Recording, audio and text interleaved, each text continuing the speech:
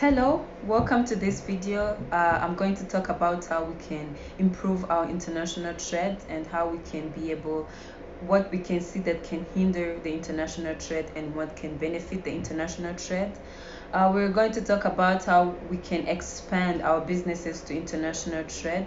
There are some limitations that are there for some countries not to be able to give the maximum level of international trade, which is really needed to improve the economy. There are three terms that we are going to describe and how they can affect the economy of a certain country that really needs to improve the international trade. We're going to talk about trade barriers.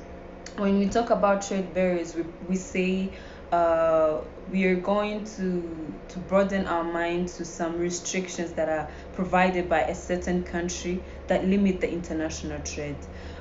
Due to government laws and some restrictions among both countries or any other country, that it can hinder the international trade. When we say that some trade barriers, we can talk about some political instabilities in a country that can make international countries not to invest in that country and or open up a business and trade with the other country. And also we can talk about distance. The distances we continental distances, geographical locations that cannot be able, like if a country cannot be able to transport their products to your country because you live maybe too far away, or it takes a long time for the import products to be in the country. We can also talk about the taxes, the tariffs, the we can talk about the customers, the cost of living and licenses that are allowed in certain countries. These are things that can limit the a certain country to not have a good economic development in international trade.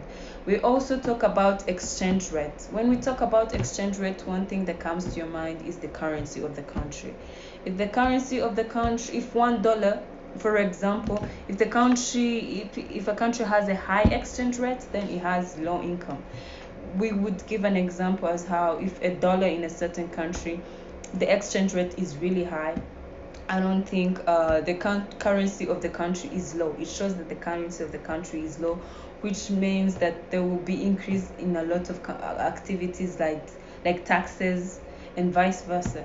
If you have high exchange rate, there is a lot of taxes in that country. If $1 is equal to maybe 2,000, if you're going to pay taxes of a certain business, you might find yourself paying over millions, and which is not worth it, which can hinder the international trade between countries. And also the third thing we're talking about that I listed down is labor. When we talk about labor, we talk about the manpower that are available in that certain country to be able to invest in a certain product. When we say labor, we talk about skilled labor. It will save us more money if we had our own people to do what we wanted to do, other than going to the internationals and hiring them. When you hire an international, it's going to cost you way more money than just sending your own to go learn the skills that are there needed to be learned. And also, if we have more skilled labor, it will benefit the progress of the business. Obviously, it's going to profit the production companies, the manufacturing companies, which is a very good investment to the country. And labor that is very skilled in a certain area is really needed. So to sum all of that up, I think these are things that can hinder the international trade and that are needed to be overcome, like taxes, like the currency level, to reduce that they have to maintain the inflation level and every other thing for it to boost the economy of the country, which comes from the international trade. International trade benefits the country in a lot of ways. It benefits the country to access certain products that they're not able to make. It benefits the country to be able to provide for their citizens the needed supplies and resources.